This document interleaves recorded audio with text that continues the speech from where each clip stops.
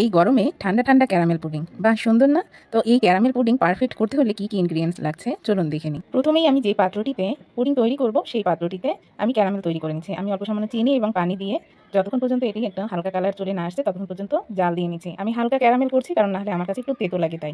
আপনারা যদি একটু ডিপ কালার চান আর একটু ডিপ করে নিতে পারেন, আপনাদের খুশি। তারপরে আমি একটা পাত্রে পানি গরম দিয়ে সেখানে স্ট্যান্ড বসিয়ে পানিটা গরম হতে দিয়ে দিলাম। তারপরে আমি দিয়ে দিচ্ছি ডিম। আমি এখানে 6টা ডিমের পুডিং করছি। 6টা ডিম ভেঙে নিলাম।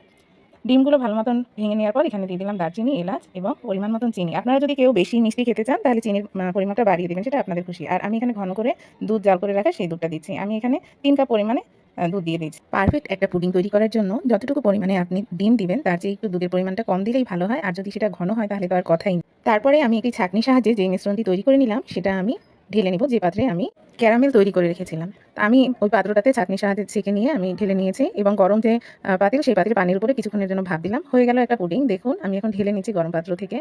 আমার কাছে তো আমি যেমন কালার চাচ্ছিলাম ঠিক তেমনই হয়েছে, কারণ বেশি ক্যারামেল আমার কাছে একটু তেতো লাগে। কেমন লাগলো জানাবেন। আল্লাহ হাফেজ।